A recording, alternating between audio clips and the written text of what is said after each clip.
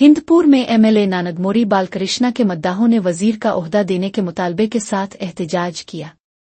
मद्दाहों ने play cards उठाकर नारे लगाए और कहा कि बालकृष्णा को रियासती काबीना में शामिल किया जाए।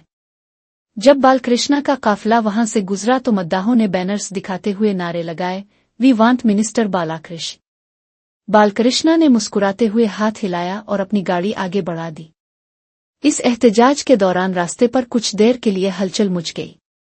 मद्दाहों का कहना था कि बालकृष्णा ने अवामी खिदमत में तवील अरसा गुजारा है और उन्हें वजारत में नुमाइंदगी मिलनी चाहिए। पुलिस ने सूरत-ए-हाल को पुरअमन तौर पर काबू में रखा।